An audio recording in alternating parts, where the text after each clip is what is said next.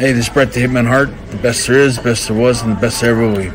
And you're listening to the Smacked Raw podcast.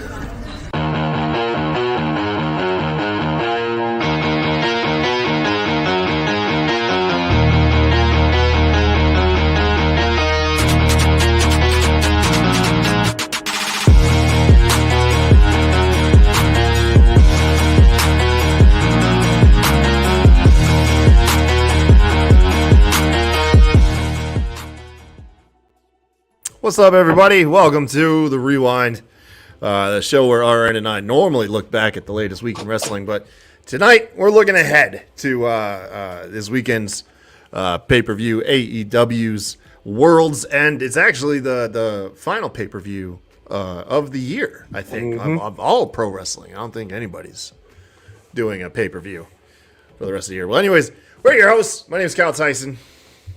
I am Mr. 8984. The brains, beauty, and bronze of the Smacked Raw podcast. Yeah, man. How you been? We haven't seen each other since Christmas. How was your Christmas, man? It was really good. Super laid back. Didn't have to travel too far anywhere, so definitely a plus. Kids are happy. That's all that matters. Hell yeah. It was good at our house too. It was really exhausting though. We had like 3 Christmases in one day. We had the family's one, and then the in-laws came over later in the day, and then the sister-in-law, she came over, and every time it was just a whole other go at it. And by the end of it, man, I was exhausted. It was like the busiest work day I've had in months, is what it felt like. Is Jess's family from there? Yeah. Jess grew up. Oh, I didn't know. Yeah, she was like born and raised, oh geez, like I don't know, like not even like 20 minutes from us. Like I didn't know that. Yeah. No, that's part of the reason why I'm still here. Right, Plan was originally to go back to Maine, but no, her roots go deep, man. Yeah. Oh man. So you get anything? Did you or the family get anything interesting for Christmas, man? Not real. I mean, I got some dope stuff. Like, my girl definitely outdid me this year, and I told her, I was like, who the fuck you think you are, making me feel good and getting all these things I like? What the fuck's wrong with you, bro? Ruining my Christmas. Yeah. I'm normally the one that gives, but I did, her family had like a Secret Santa. I did have the best gift by far. I got her soon-to-be sister-in-law. They're getting married New Year's Eve. I got them one of those giant-ass blankets made with their engagement photo, her and her brother. Oh, gnarly, man. Yeah. Got a little tear shed out of it, so I definitely took the win for the. There you go. Hey, that's normally what I strive for. Like I strive for tears, man. Whenever I start making, that's why I'm taking so long with you. Is like I think in the whole like almost like 4 years I've known you, I think I've only seen you like slightly cry like once, and if you have more than once, I didn't pick up on it. So on camera, no, I don't think I've cried maybe half a cry, but I cry all the time, bro. Yeah, no, I mean it's healthy, man. Yeah, you gotta get that shit out. But that's what we strive for. That's how you know you got a good gift, right? Yeah, absolutely. That's what I said. She got me this dope ass Cody Rhodes shirt. You know what I'm saying? She got hold on. Let me pull this down. Here we go. Yeah, boy. Didn't even know. Didn't even know. Wasn't planned. Yeah, dude. Hey, that's what I'm talking about. She's my mommy's shirt. And then I don't know if you watch Righteous Gemstones, but she got me the Uncle Baby Billy. Like raw ass shirt. And it says "Misbehaving." You gotta look it up. It's Danny. I don't want to say which. I don't want to get his name mixed up with the one that's a raper from that '70s show. But the Masterson. I know who you're talking about. Danny not McBride. Masterson. Yeah, not Masterson. Danny McBride. It's a show like it's called The Righteous. Oh, I know Danny McBride. That dude's hilarious, right? Yeah. He's got a show. He's got a couple dope shows on HBO. You probably should check out, like Eastbound and Down, Vice Principals, and then his newest one is called Righteous Gemstones, and they're about this like family that runs this like mega church, and they are fucking off the fucking hook, cussing, talking about BJ. It's all types of crazy shit. The show is fucking nuts. But their uncle off of it, he's like my favorite character. She got me a shirt for that too. So sick, dude. You can actually kind of see what I got for Christmas. If you're watching the live stream, Jess finally hooked me up with a new camera, which this is like overkill for like webcam's sake. Yeah, she got me a camera, told me to pursue my dream and in photography. So I'm really grateful for that, dude. Oh, you're using your like photography camera for this? Yeah. What the fuck? I was wondering why I could literally see the sweat dripping off your head. You see the pores in my face. Yeah, dude. It's a little bit overkill, man. For what it is. That's fucking dope. I was like, yeah, you look like a fucking 2K My Player shit, bro. All the details and shit, bro. Like, what the fuck? Yeah, all the professional grade like mirrorless and DSLR cameras that got manufactured after like 2020, they made them all like plug and play for your PC, for like webcams because everybody was locked up inside, man. So yeah, And like webcams were hard to fucking find. I know because I sell them. yeah, so yeah, because if you go way back, I did have like a really shitty DSLR camera. But I remember with that one, it was older, and I had to download some like crazy weird software to get it to work, and it was a fucking nightmare. And I was like, oh shit, I'll never bother with these cameras again. And then, lo and behold, did some research. Yeah, you just plug it in and the shit works. Like that's it. Like, Well, go ahead and send me your old webcam, so I ain't got to buy a new one, bro. Let's go. I might do that. Maybe I will. Maybe I will. Anyways, you guys, yeah, we're here to talk about wrestling. We got once again AEW's World's Ends pay-per-views coming up. It's shaping up to be a long show. I'm not gonna lie. Early impressions, I'm actually pretty stoked for the show. AEW, I know this last year has been pretty rough. By all means, they've hit some rough patches. I look at it as I believe wholeheartedly it's probably just growing pains. And I'm always the ever optimist that some of the shifts we're going to see are for the positive. But with that being said, the show is pretty divisive as far as like quality seems to be all over the place. For once, we're going into a show where there's no real like drama overshadowing the show.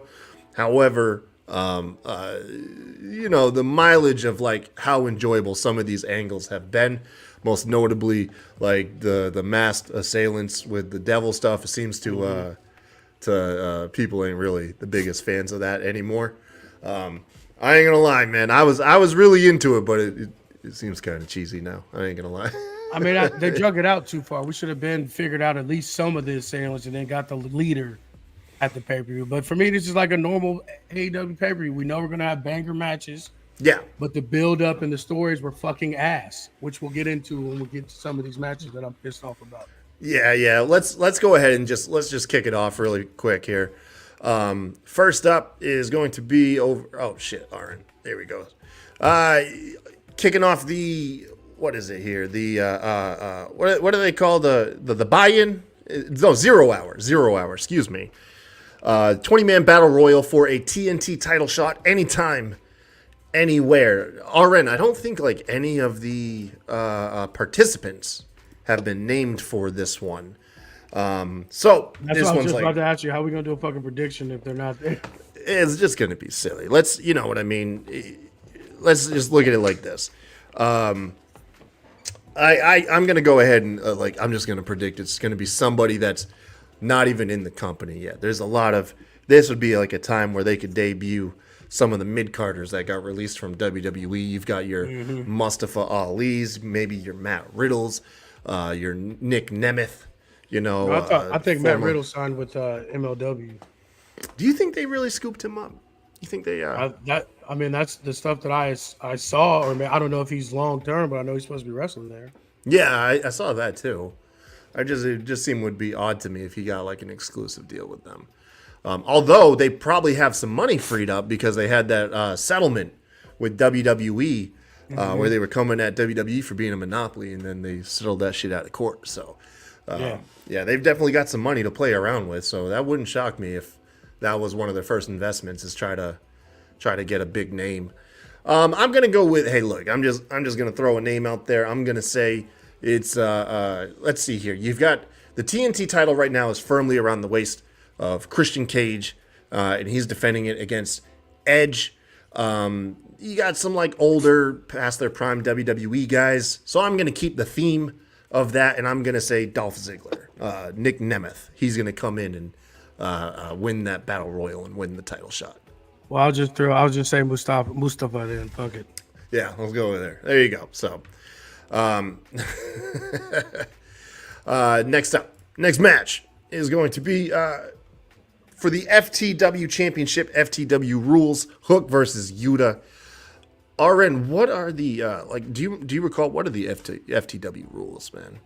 If I recall, there wasn't any rules, and it was only I want to say it was only pinfall. I mean, not pinfall. It was either a knockout or submission. Maybe I can't remember. That shit was 20-some years ago. Yeah. Oh, Tim's in the chat. What's up, Tim? Tim, what are FTW rules, man? I can't remember for the life of me. Yeah. No, it's not Tim. It's Tony. Is it Tony? Is it Tim? Shit. Fuck, dude. I went through this last time where I was like, I won't forget. I think it's Tony. Yeah, we just called him Tim Hortons because of his name. You and this Tim shit. Yeah, exactly. He called me out again, dude. I got the worst memory, man. My memory is so god awful. Well, anyways, it's Tommy. I said, fuck, dude, I was wrong twice. Oh man, it's gonna be one of those nights. This is definitely Hooks. Hook's gonna win this shit. Yuta's the pure champion. These are like very contrasting belts. Although I think it would be pretty funny if Yuta held both the titles in there. Mm-hmm. So they represent something so wildly different than each other. But that's definitely going to be Yuta's. Hey, what's up, noob? How you doing, bud? Who you going with? I'm going with Hook too for sure. Like I like Hook a lot. Like I feel like they're giving him the Wardlow treatment, his little tiny ass, acting like he's fucking just like tossing people around, which he has somewhat, but like I don't know. I think that there's something there for sure. Yeah, man, I think so too. Plus, it's the 0 hour show. They like to get the crowd nice and hot and happy. Mm-hmm. I don't think they're gonna want to send the crowd into the pay-per-view booing. So yeah, I think Hook's got this one in the bag. How many of these are on the 0 hour? I think that's it. I think that's just the two right there. Next match, it's going to be Andrade taking on Miro. Right now, CJ Perry, who just came back from like that gruesome like finger surgery, something that she had going on, is in the corner of Andrade. We'll see how long that lasts. Who you got? So again, this is another one. He's just fighting him because he's with fucking what's her name? Yeah, essentially, yeah. He says he's gonna like murder this man. Yeah, I don't really know because neither one of them are ever on pay-per-views and stuff. So like, I don't really have anything to base any of all. I know the match is gonna be a fucking banger, but I'm gonna go ahead and go with Andrade because I think what's her name's gonna pull some shit. CJ, see, I'm gonna go with the opposite for the same reason. Actually, I think that it's going to be Miro taking it because CJ Perry is going to change allegiances, side with her husband. I think Andrade's on his way out the company, to be honest. I think he's just riding out that contract. Who knows? He might appear in WWE's Royal Rumble. Like, who knows, man? Right.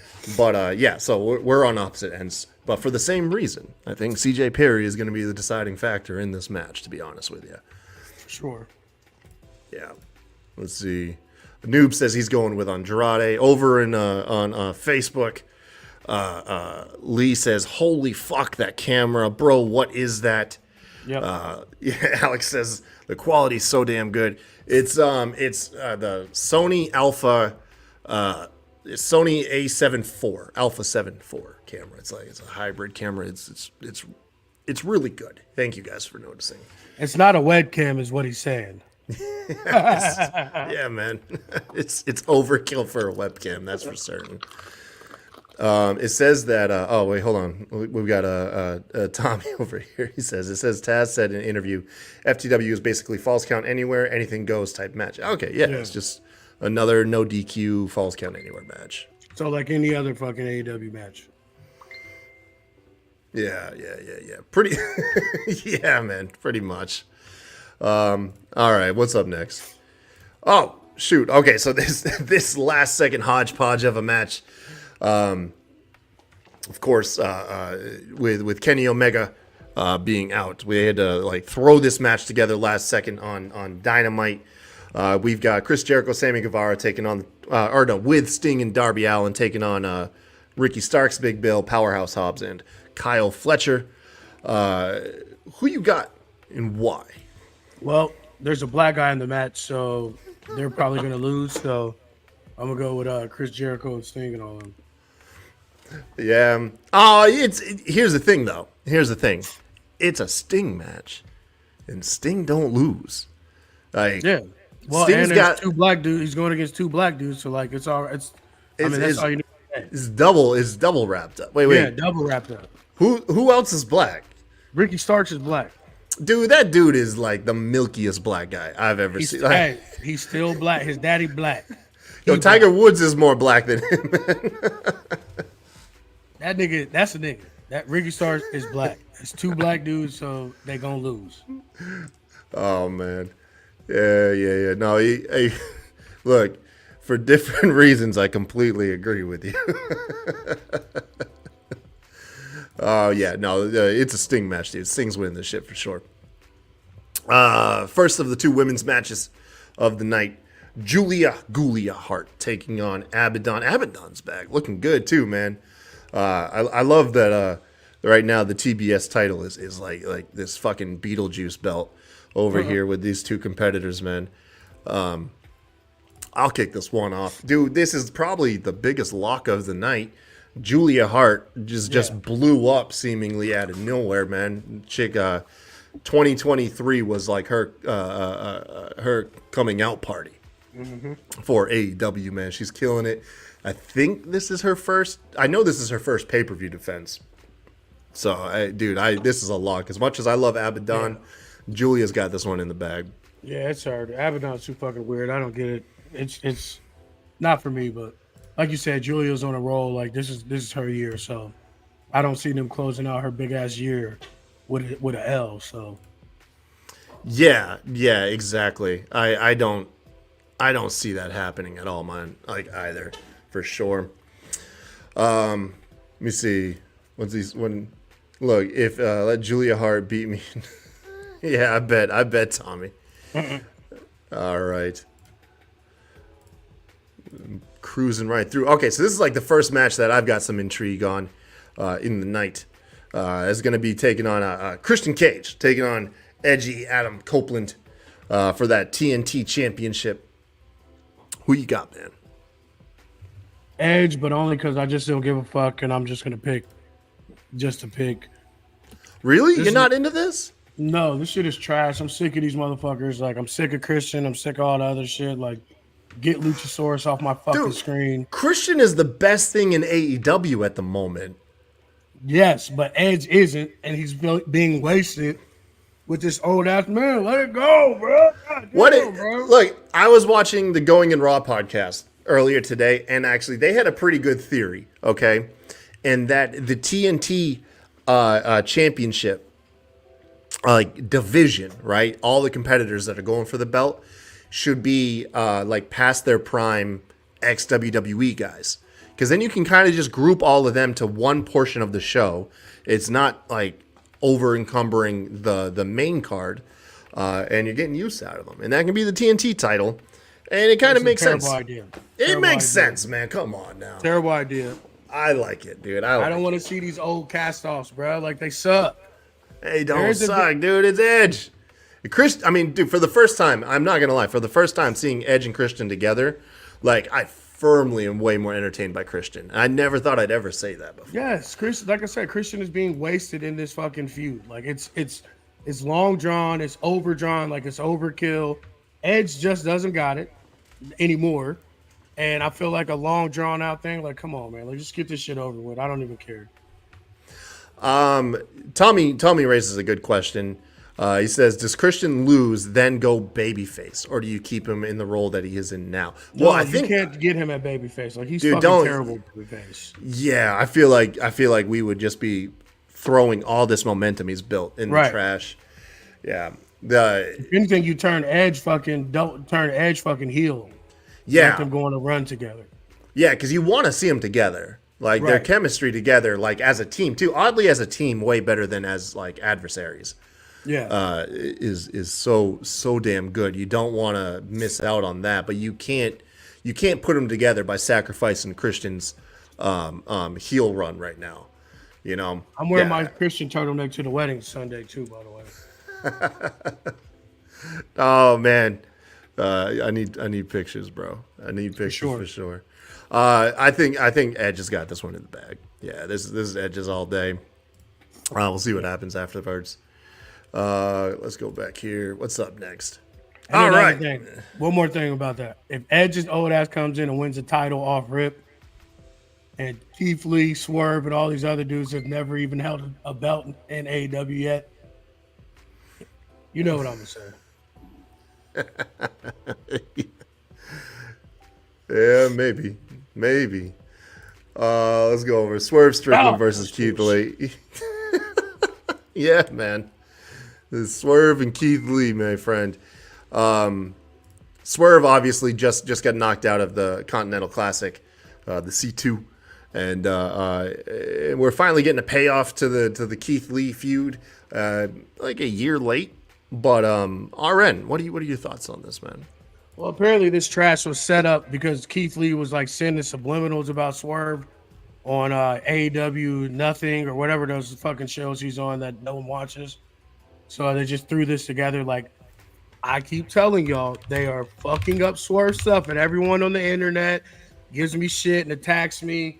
Oh, it's a slow burn. Just wait. He has lost 3 big matches. He lost his very first match after maybe the best match of the fucking year. He lost to Daniel Bryan. What the fuck more do y'all need to see that they don't know what they're doing? They don't know how to book a fucking homegrown star unless he's white. And this is all everything white. So I got to pick a black guy in this one, but I'll pick the whiter black guy. So they'll probably let Keith Lee win this. So no, he says I got to pick the whiter black guy. Is there a way that both of them can lose? Like double count out? No. It just makes no fucking sense. Like this match came out of nowhere. Keith Lee has been like doing squash matches and shit on fucking Rampage and Collision. Like, and this is your hottest star. I literally saw a middle school white cheerleading squad hit the Swerve When I Drive, bro. They did a whole routine to his theme song. Yeah. Like, I don't understand, like, what are they missing? The disconnect they have with you are making a main event star. Put the nigga in the main event. Stop having him lose to these bums. And I have no problem with Moxley winning that. He should have. But put Swerve on the other side. Let him beat some motherfuckers first and then have him lose in the finals to Mox or whatever, when you're going to push Mox. But losing twice to Mox in this fucking tournament, are you fucking kidding me? Are you fucking kidding me? Well, I mean, the second one, and I know it's going to fall on deaf ears with you, but the second one, he didn't eat the pin in the second one. You know what I mean? I don't care about that rub shit and all that stuff. Like, it doesn't matter. He still lost. He's not moving on to the finals. We're about to get fucking Kingston and Moxley 19. Like, bro, like, I like both of them, but I don't want to see this match again. I definitely don't want to see it for the crowning of the first tournament that actually gave us some real storytelling and gave me personally a real reason to watch Dynamite and Collision every week. Dude, yeah. Matches were so fucking fire. The Continental Classic is like what you sell people AEW on right now. Like that is, yeah, absolutely. The Continental Classic match has been bangers from Lethal and fucking Briscoe to literally any match you can think of in the tournament has been a fucking banger. How did they make such intrigue around 2 losers? You know what I mean? And I don't mean that in an insulting way. It's just the guys that had already been eliminated, and their match was captivating, dude. It was so. And then also too, back to the all everything white. How the fuck did Jay Lethal not get any points in this tournament?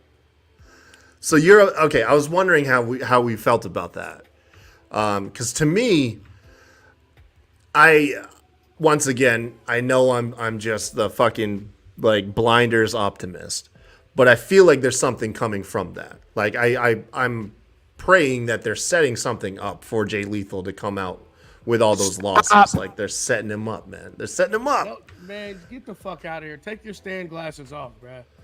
Nothing's happening. This dude, if they didn't do nothing with him when him and Gresham came in hot from Ring of Honor from that fucking all-time great Ring of Honor match. If they didn't do nothing with them two dudes, then remember as soon as they brought him into the company, they trotted him out in front of everybody, and then he went to Elevation and Dark for fucking 3 months. We never even saw him on fucking Dynamite. Yeah. What color is he again? Say it. I want to hear you say it out of that dirty little mouth of yours. What color is he? He's a not white. Exactly. No, man, I got Swerve winning this though. Like I in the bag. Now, granted, the only way I could see Keith Lee winning this is for one,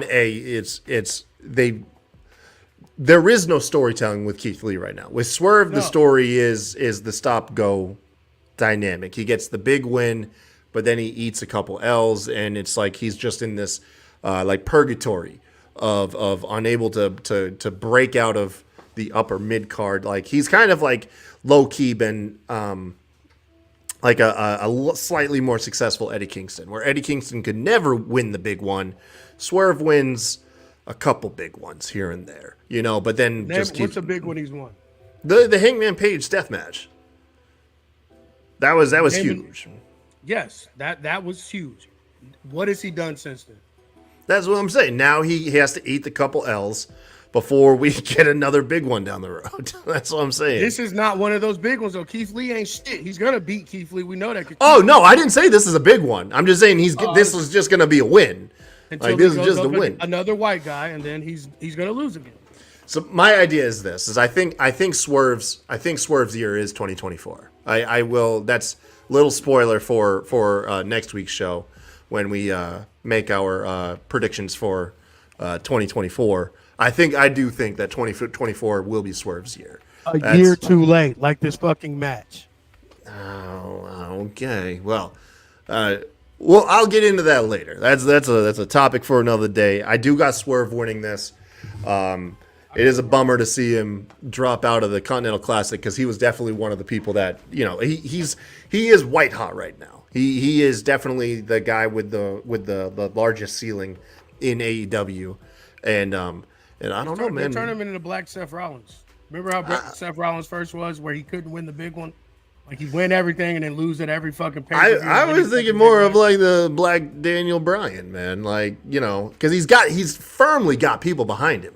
Like everybody loves Swerve. That is a good comparison. Yeah, like dude, like he is firmly got the audience behind him. That's the thing. It's not like you go online and you see, you know, too many people right arguing that he's a bum or nothing. Like, no, he's firmly. I told y'all so. Did I not tell y'all so? Yeah, so was I not ground level telling y'all he was that dude? Did I not? I know. I couldn't have been more wrong too. I wish I had the motivation to go through our previous episodes where I talk about how I don't see the magic in him and all that other, like just how fucking wrong I was in Swerve, because he is absolutely the shit, dude. But yeah, he's winning this one. He is winning this one. Yeah, he's winning this one. Yeah. All right. Next match. We got AEW's Women's World Championship, Timeless Toni Storm coming out in monochrome, taking on Riho, who's, you said that you were like, shit, you didn't even know Riho was back. Nope. I guess I'll pull the race card on myself because I guess I was just getting her and Sheeta mixed up, honestly. I had no idea that was Sheeta looks like the female Asian John Cena, and Riho looks like an actual like a schoolgirl, like a 12-year-old girl. Yeah. Yeah, she really does. Like I've always tried to suspend my disbelief when it comes to like a wrestler's size. I mean, hell, I even in like didn't mind seeing Marco Stunt mix it up, but when I see Riho, like Riho really does just look like a tissue paper. It's like flying through the ring. Selena Vega in WWE. Like it's like. Why are you, like, no. Like, just there's like nothing that you do looks like it could be harmful to anybody. Yeah, that's on the roster. Although I do love Riho. Like, I sound like I'm shitting on her. Like, I do love her. It's just she just looks so fucking like she should be like ineffective, but they still book her. Like, they book her strong though. Mm-hmm. They do. Like, they book her as like one of the biggest threats in the women's division, which I think is comical. Yeah.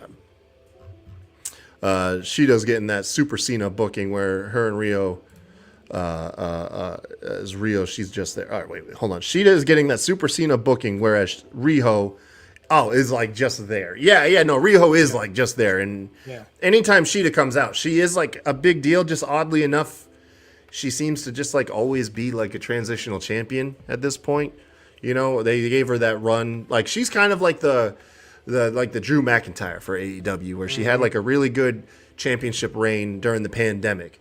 But once fans came back, she hasn't really had that really strong run, you know. Right. Which is a shame though, because like I feel like getting off topic because like she does the shit, like she does fucking dope as shit, man. She is.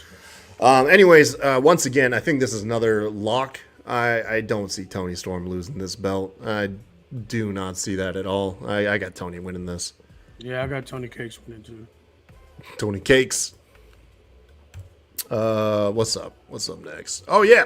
All right, so this is like my main event of the night right here. What the fuck? Is that you? Yes. What the fuck? You can't hear your own audio, can you? You just goddamn the mic. Sorry, bro. Dude, you're not into this? This is like the best story. Like, oh my god, the story is so. I know that. We just talked about like I know that. That's what I'm mad about is that they did this. This might have been the best thing that AEW's ever done in their existence was this tournament. The booking of it, the storytelling of it, interweaving like the smaller storylines with like the guys that you know weren't going to do shit. Like this has been so fucking fire, and for it to end the way that it has ended and to get to where we're getting, fucking sucks. I don't want to see Jon Moxley versus Eddie Kingston for the 30,000th time. Especially with Eddie Kingston never winning. Like I want to think he'll win this, but I'm not sure because it's Super Mox. So I don't know. Like I said, I think Mox should win. I'm gonna pick Mox because if you're gonna have your first inaugural tournament, like one of your big name guys and one of your faces probably needs to win. Like fucking Okada and fucking Tanahashi winning the fucking G1 all the fucking time. Like it is what it is. Like I'm not mad at that. I just hate the people that ended up suffering because of it to get there, and I think it's fucking trash. Oh man, I don't know. Like I don't think really anybody suffered. Like I don't have that extreme of a take on it. I mean, I am bummed out like about how some people turned down the tournament. Obviously, you know, like Swerve was somebody that you could have easily booked to win the tournament, and this been his like coming out party. Like he's obviously a great guy. Same thing you could have done. Doesn't that mean it hurt him? Jay White, you could have done it with Jay White as well. You could have, you could have had Briscoe last longer. Although I'm not really mad at the story they told with him and Jay Lethal. But anyways. I'm firmly behind the story of this, dude. Like the Kingston that's just never been able to win the big one. The guy with the self-doubt, the depression, the alcoholism. I mean, fuck, dude. He's exactly like you know, he's out of shape. He's just like I'm living vicariously through him right now. Yeah, man. He's saying that. I'm not saying that to necessarily shit on Kingston and Mox. I'm saying it because it should have been Swerve and Mox or Jay White versus Swerve, any of the above. You know what I'm saying? Like, I wouldn't have minded a three-way if it ended up being a three-way with Swerve, Mox, and Kingston or Jay White. You know what I'm saying? Like, if it wasn't gonna be these guys, I think I would have liked it. Swerve and Daniel Bryan or Bryan Danielson. Get his dub back. That would have been perfect. Get his win back on Daniel Bryan. You know what I'm saying? Yeah. Like I could have seen that one. That's the great thing about this Continental Classic, though. You know what I mean? Is there was so many matchups and ways that could have played out that were very captivating. Like I'm happy to be where we are, though. Like I really am. You know, New Japan has a thing like this too. I've been trying to get you to watch. Like that's really who they stole it from. So. No, I know. The G1, right? This is just the G1. Almost exactly. It's the G1. yeah, I know. Yeah, I see what y'all were talking about now. Right, it's fucking dope. Scoring and everything. Like, yeah, no, it's really cool, man. They like make so many matchups, and it's been fantastic. Like I said, this is to me in their 4-year history, this is the best thing they've ever done. Yeah, I know this is up there with some of the best stuff that AEW has accomplished with in the time of existence. Since they've done this is the only time where I've actually went. If I watched almost every episode live, and if I missed anything, I went back just for the simple fact that whatever Collision, Rampage, all had tournament matches on it, and I have not watched one match in this tournament that wasn't fucking lights out. Like, the storytelling, in ring, all of it. Like, this was by far the best thing that AEW's ever done. Yeah, no, absolutely, and it's crazy is, to speak to just how well it was done. Like, one of my favorite matches came from the two biggest losers in Mark Briscoe and Jay Lethal, dude. Like, yeah, it just shows that there was just so much more complexity to the storytelling than it's just a tournament where guys. My favorite, it wasn't necessarily my favorite, but it was one of my favorite parts is us finally getting BCC members versus each other. The Daniel Bryan Claudio match, like. That's what their group was supposed to be about. Like, we fight each other, but we're still a team. Blah blah blah. We never iron sharpens iron. Yeah, we never really got that though. We've never seen any of them go against each other really. Yeah, Bryan Danielson and Claudio was fucking fire, and dude. they beat the shit out of each other, which is what I liked because they were a group, and you finally got what you promised us BCC was going to be. But again, AEW everything a year later. But that's what I thought that match was fucking fire. I don't thought it was either one of their best matches, but just the simple fact of the type of match that it was and how they went at each other, being that they are in the same fucking group and that they're brothers. Like, that, to me, that was fucking awesome storytelling and fucking just a banger way to end that portion of the brackets or whatever. Yeah. You said you got Mox. I'm gonna go with Kingston. I'm going with the boyhood dream comes true. Kingston's the first, like, the inaugural like Western Triple Crown champion. It is a big dream of his. I'm gonna be emotional once Kingston's emotional up there. So what are they gonna add another fucking belt? Yeah, there's 3 belts. Because you've got the 2 belts that Kingston has, and then the Continental Classic belt. And that's what I thought. I thought it was going to be another belt. Yeah. It's, so that's 19 titles for AEW. It's up there, man. I hope they just meld them all together. You know what I mean? Like the Iron Throne. Yeah, dude. It's like, please, don't need Kingston to walk out looking like a belt collector every episode. I mean, what he technically is, because I forgot he is both the New Japan champ and ROH. Yeah. I do like the concept. You know, there's a lot of belts that I easily could just fucking start merging and get, like, for one, you can get rid of pretty much like the bulk of all the Ring of Honor titles. It doesn't make sense. Like, those belts need to stay on Ring of Honor in their developmental. There's no reason they need to be on AEW programming. Right. But that's a story for another day. I got Kingston winning this one. And then that leaves us with the main event of the night. Okay, so this is a little bit divisive how people are feeling about this story. Of course, this is the AEW World Championship match between MJF and Samoa Joe, who recently did a deal with the Devil RN, which saw it coming a mile away. It's just, I didn't get to see the end of Dynamite, so I didn't. So you remember a couple weeks back, right? Samoa Joe and MJF were supposed to have the tag match with the hooded goons or whatever. Yeah. And MJF was laid out in the back with the bottle over the head and everything. Mm-hmm. They just ran that back with Samoa Joe. MJF is out in the ring about to have the tag match with the hooded figures, who are clearly the Kingdom, by the way. Like, absolutely, without a shadow of a doubt, this is the Kingdom.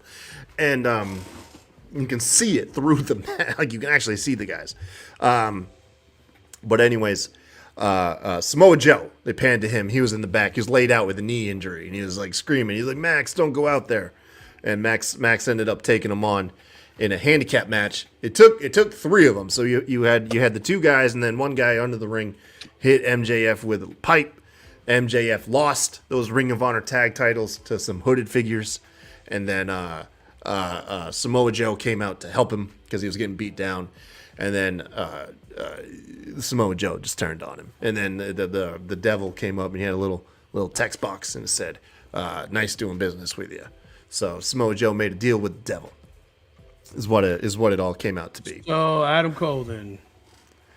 Yeah, it has to be, dude. It has to be Adam Cole. They're totally revealing it too. They have to be revealing it. Well, maybe that's just them doing that to throw us off the scent.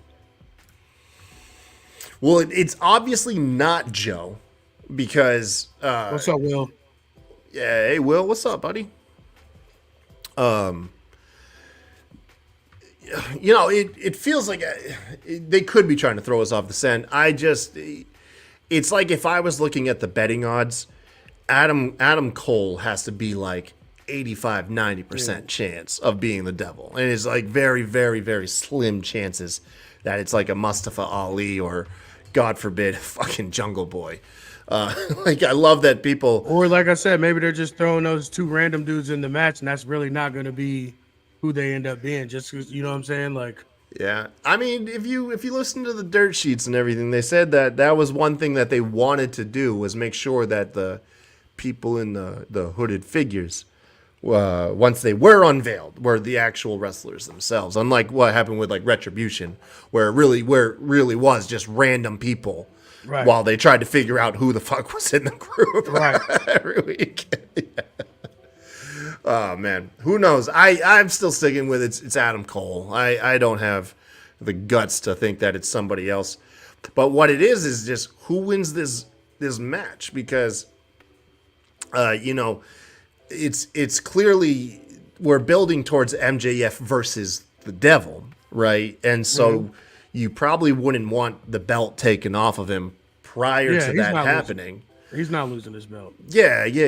But if it is like Adam Cole, he's injured, and you got some time to kill, you could drop it technically, but yeah, I don't have the guts to go with that. I'm going with MJF. That's the only reason why I don't, because everybody, there was so much misinformation about his injury. Like, do we really know how injured he really is? Like, is he really that fucked up? And if it's really the injury that they say it is, I don't think it'd be one of the best cover-ups.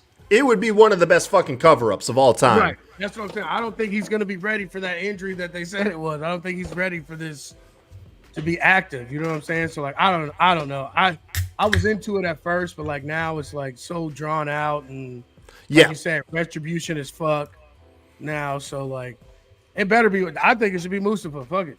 He's already done something like this anyway. He's already done Retribution before, man. He's got experience. He knows what he's doing. Yeah. Okay, so we're gonna go both MJF.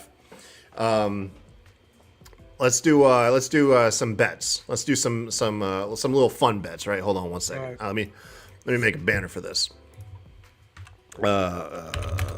Fun bets right there. Boom. Okay, so let's bet on how many debuts and who do we see debut on the pay-per-view. That's too fucking hard. I don't know. Come on, man. Let's say 3 debuts. Okay, I'm gonna go with 2. I'm gonna say we get a debut for the Battle Royal, and I'll say one of the Devil's like masked assailants, ex-WWE guy, right? And so I'll say Dolph Ziggler and Mustafa Ali, which I think you've already said Mustafa Ali earlier. Yeah. I think we'll get a debut or 2 in the Battle Royal, and then maybe a reveal of one of the henchmen for the Devil in the main event. Oh, I think they're all getting revealed. I think the Devil, the hooded figures, everybody. With that being said, let's well, we kind of already said this earlier. Like, who do we think is the Devil? I'm going with Adam Cole. I mean, I guess by default, I'm going with Adam Cole too. Yeah. I'll say not only is the Kingdom in the hooded figures. Well, I just said that Mustafa Ali might be in there too. I'm gonna how big is this faction? You know what? I'm gonna say fuck it. I'm gonna say Wardlow. Well, I'm gonna go Wardlow as one of the Devil's hooded figures as well. I agree. Sick. All right, man. Do we get any CM Punk references in the pay-per-view? Yes. Yeah? Oh. All right. Okay. That's good enough for me. Fuck it. I don't have anything off the top of my head. That's about it. I don't really have anything else beyond that. All right, man. Yeah, that's a show. Hey, man, what do you guys think of the pay-per-view? Y'all excited? It's the last one of the year. You guys doing anything fun for the New Year's? How was your Christmas? Let us know in the comments. Of course, reach out to us. If you ever want to watch us live, normally it's on Tuesday nights. We'll go back to our regular schedule here next week, I think. And then, Tuesdays, twitch.tv/SmackDraw. Otherwise, you can find us on YouTube, youtube.com/SmackDraw Podcast. And then, of course, the audio version is pretty much everywhere. RN, I saw you got a puppy out recently. Yeah, we sold one Christmas Day, actually. Little brindle boy to a guy. Glad to get rid of him. Yeah. But hey, he was the best one though. Like he was so chill. Like they've already sent us like updated puppy pics and shit and everything with their family and stuff. So made a little girl happy, and that's what it's all about. Hell yeah. I sent you a picture, a couple pictures recently of some dog pictures because I was like, hey, man, I'm doing my photography thing over here. You said try to make if I do take pictures of dogs, try to make it look more natural. People will, aren't really into the artsy stuff. They want to see what they're working with. Right. Was that a French bulldog I took pictures of? I thought it was a bully, like my dog Sushi. Yeah, it does seem like a larger dog. Like I always think French bulldogs are a little bit smaller. Yeah, they are. Dogs. No, that was a bully, but those are some decent pics. So I can work with you. All right, cool, man. Cool. I didn't do too much editing. I had to. The reason why they're cropped funny, like really tight, is that he had two dogs, but I'm still new to using the camera. Oh yeah. And I had my aperture setting like super tight, so that essentially the dog that I sent you the picture of was the only one in focus. And the other one was like out of focus, and it just didn't look right to have them on the same one. Yeah. Will says he needs a new camera now. God damn it. Yeah, man, dude, step your game up, bro. Yeah, that shit is fire. Yeah, I will. I told you off air how much it costs. You don't need to spend that much. Like that's overkill. But I mean, the fact that you did, it better be some multi-use to that motherfucker. It's again, I've already put in I've already went around to some businesses, was like, hey, do you need artwork put up here, like some local businesses? I was like, hey, look, I got photos of the park next door down the road, because it was like a little artsy, like almost like a hipster store. And I was like, hey man, if you want, I can give you these prints of some ducks if you want to sell some pictures of some ducks. So anyways, hey, you guys, the holidays can be a big bummer for a lot of us, man. To tell you, it's really susceptible to depression, of course, addiction. It's a fight that RN and I struggle and have made strives with over the years. I'm rolling up on 700 days. I'm gonna hit 2 years in February sober. Oh yeah. RN, I know you're rolling up on about a year and a half here pretty soon too yourself, man. It was a year, September 29th. Yeah. I have that shit written down right here. You don't even see it. Like, every time I boot up my PC, I'm like, fuck, I still got to get RN a gift. I'm one of the worst gift givers ever, man. I take my time. But those are struggles that we all feel universally. And we do believe that keeping that shit to yourself is very dangerous, and we don't think you should do it. Reach out to those around you. Please start talking about it. Break the stigma of that men can't talk, especially, but it's not exclusive just to men. Talk, get help if you need it out there, man, because we don't want people struggling in silence, like something that we used to do. Mm-hmm. Yeah. We're here for you if you need us. Don't hesitate to reach out. Yeah, man, give me some people to talk about. Oh, Allison says, look, Kyle looks so high def. He's getting too fancy for the rest of us peasants. So look, man, it's you guys are making me blush. Anyways, Thank y'all for joining us. I hope everybody has a great, happy New Year. Enjoy watching the AEW pay-per-view. In our end, I guess we'll see you next year. Yeah. See y'all next year. Yeah, man. Peace. Uh-oh. Where's the outro? Hold on. There it is.